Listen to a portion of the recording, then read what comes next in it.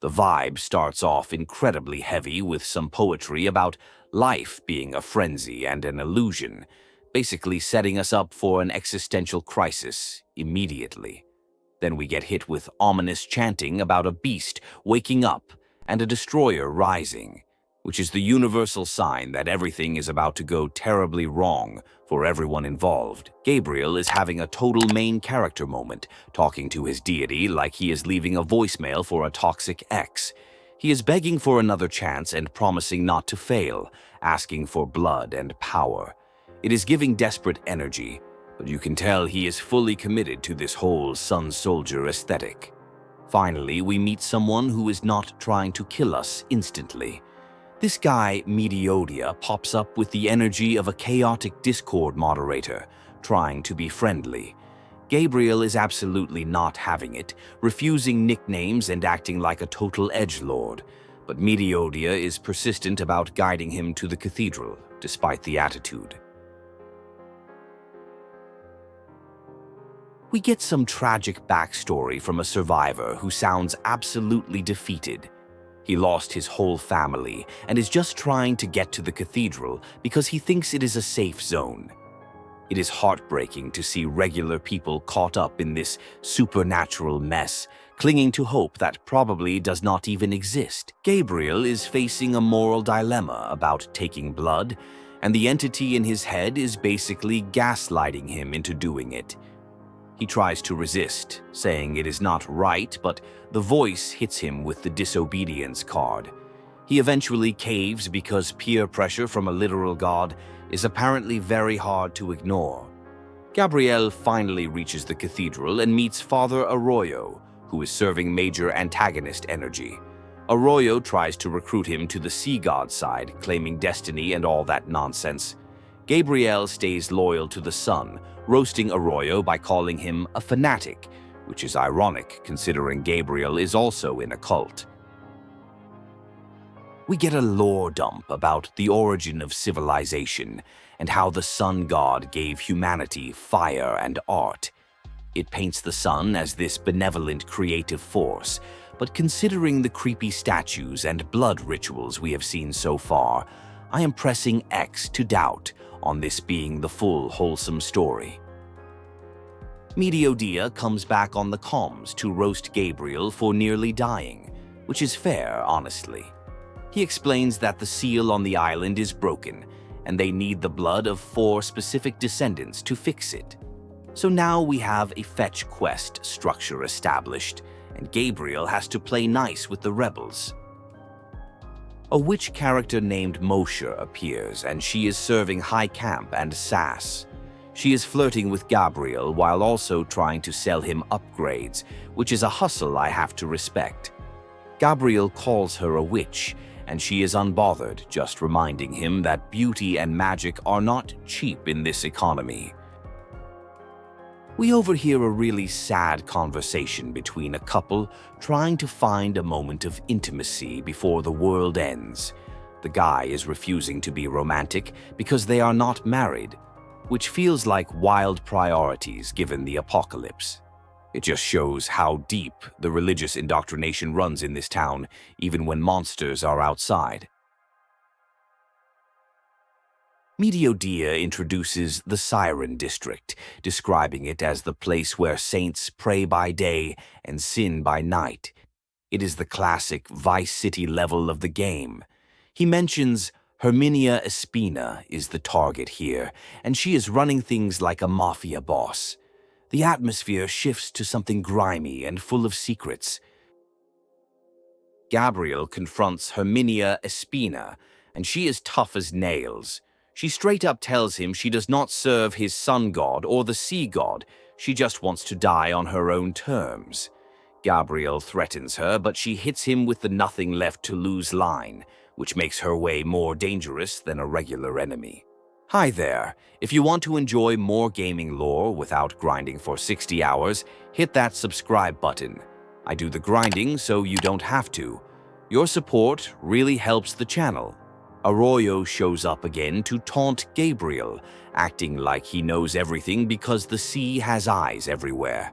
He drops a hint that Espina is protecting 3 sirens and that their blood is the key. It is creepy how Arroyo is always one step ahead, playing 4D chess while Gabriel is just hitting things with a sword.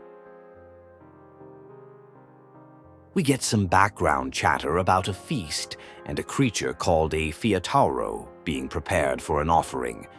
The casual way these townspeople talk about sacrificing sentient creatures is disturbing.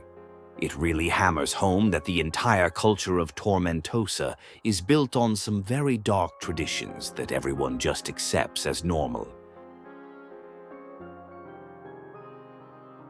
A mother and son have a heartbreaking standoff where the son wants to play hero and the mom just wants him to survive. She tells him she does not care what god he prays to, she just loves him. It is a rare moment of genuine human connection in a game that is mostly about zealots screaming at each other. Mediodia tries to have a heart-to-heart with Gabriel, asking about the cryptic drawings and trying to bond. Gabriel shuts him down immediately, acting like a lone wolf who does not need friends. Mediodia calls him out for being emotionally constipated, which is exactly the reality check Gabriel needs right now, honestly. We find a recording or memory of a dancer and her admirer, Carlos. It is a tragic romance subplot, where he finally confesses his love right as everything goes to hell. The dancer admits she might have loved him too, but in a different life. The storytelling here really loves twisting the knife in our feelings. Espina reveals her motivation, and it turns out she was protecting the sirens like a mother figure. She refused to let Arroyo hurt them, so he threatened everything she loved. It flips the script, making Gabriel look like the bad guy for hunting them down, which is definitely the point of this moral ambiguity arc. A Solari soldier is having a crisis of faith, screaming at the sun god for abandoning them. He questions the point of the holy flames if they cannot stop the darkness. It is heavy stuff, showing that even the most loyal followers are breaking under the pressure of seeing their world crumble around them. Mediodia asks Gabriel if his cold attitude is because he has never known warmth outside of the sun's flames. Gabriel gets super defensive, saying he swore vows and chose this path. It is obvious he is repressing a lot of trauma, and his devotion to the duty is just a coping mechanism to avoid dealing with his lack of a life. We eavesdrop on the sirens arguing about their loyalty to Espina. One of them defends her, saying Espina helped her when she was pregnant and alone. It humanizes these targets even more, making the player feel guilty about the inevitable confrontation. Everyone in this game is a victim of circumstances. Espina admits she was naive to trust Arroyo, thinking obedience would keep her girls safe. She realizes that bowing to a tyrant only condemned them to a fate worse than death. It is a powerful lesson about how compromising with evil to save what you love usually ends up destroying it anyway. A flashback shows a loan shark named Mauricio threatening a guy over debts. It introduces the corruption in the city beyond just the religious stuff. Even in a holy city, money talks, and people are getting squeezed by capitalism and mob tactics. It adds a layer of gritty realism to the fantasy horror setting. Gabriel is running around solving puzzles to get to the vault. The gameplay loop here is finding items and unlocking areas, standard survival horror stuff. But the atmosphere is so thick with dread that even fetching a key feels stressful because you know something jump scare worthy is waiting around the corner. The cultists are turning on a traitor, chanting about calming the waters with blood. The mob mentality is terrifying. They are totally brainwashed, believing that killing an outsider will fix the weather. It shows how dangerous groupthink is when mixed with fear and religious extremism. Gabriel finally defeats Espina.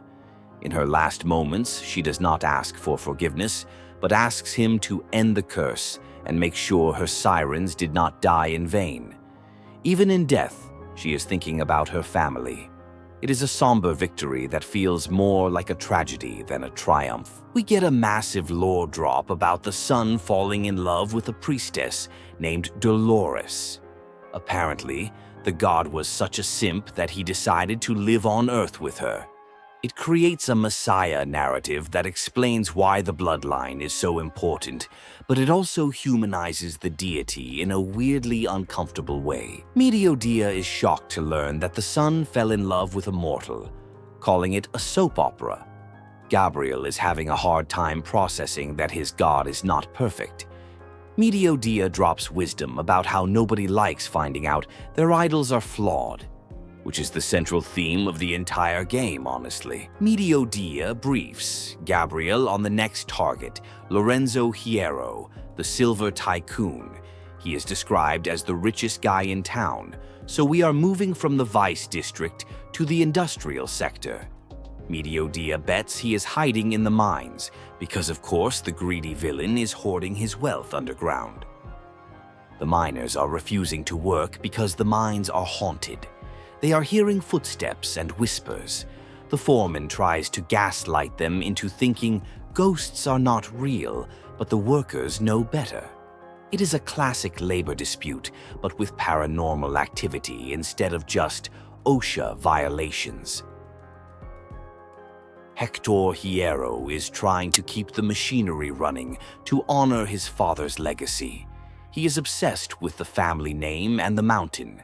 It is kind of sad to see him clinging to this rusting industrial empire while his workers are terrified and the world is ending. Generational trauma at its finest. A woman named Clara is trying to protect her brother Mauro, who is secretly a Solari sympathizer. The other cultists are onto him. It raises the stakes because it shows that the Inquisition is hunting down anyone with different beliefs, turning neighbors and families against each other in a witch hunt. A worker complains about how the Hierro family covers up deaths with money. They silence families with hush money whenever an accident happens. It paints Lorenzo Hierro not just as a supernatural threat, but as a ruthless capitalist villain who values profit over human life, which makes him very hateable.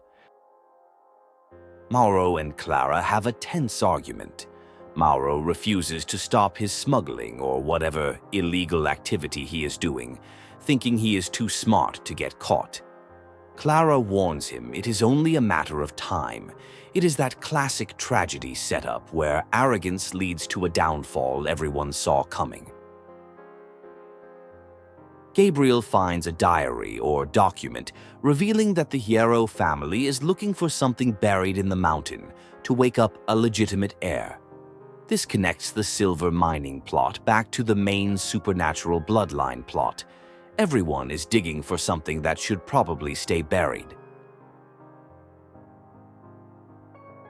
There is a discussion about the city's power source being water, which the priest claims is the blood of their children. The speaker is skeptical but terrified. It blurs the line between advanced technology and blood magic, suggesting the city is powered by sacrifice, which is metal as hell but horrifying. Mediodia meets Gabriel face to face, or at least his projection does. He tries to lighten the mood by asking to join Gabriel's squad after the war. He wants to decorate their future base with cats. It is a sweet moment that flags death flags all over the place because planning for the future is dangerous in horror games. We hear Lorenzo Hierro whining about his daddy issues. He only wanted to prove to his father he could be a leader, but he ended up being a tyrant. It is the classic villain motivation where insecurity drives them to do terrible things, just to get validation from a parent who is probably already dead. A worker confronts Lorenzo, blaming him for his father's death. Lorenzo deflects, saying he cared about the workers, which is a total lie. The worker sees through it and vows revenge. It is a class war happening inside a boss arena, adding some social commentary to the monster slaying. Lorenzo tries to bribe Gabriel, offering him immense wealth if he spares him. He assumes Gabriel is an underpaid soldier who can be bought. It shows how out of touch Lorenzo is. He thinks money still matters when there are literal gods and demons fighting for the soul of the world. The pressure in the dam or mine is reaching critical levels. An engineer warns that it is going to blow, but the manager refuses to stop operations without Lorenzo's permission. It is the Chernobyl trope where bureaucratic fear and hierarchy cause a disaster that could have been easily avoided. Mediodia asks Gabriel about life outside the island. Gabriel admits he does not remember what the sun feels like on his skin. It is a super depressing realization that his entire identity is built around a god he represents, but cannot actually feel or experience anymore. He is fighting for a memory. Miners find symbols carved in the stone and realize it is what Hierro was looking for. One guy wants to report it to get a reward. The other is scared. Greed wins out, obviously.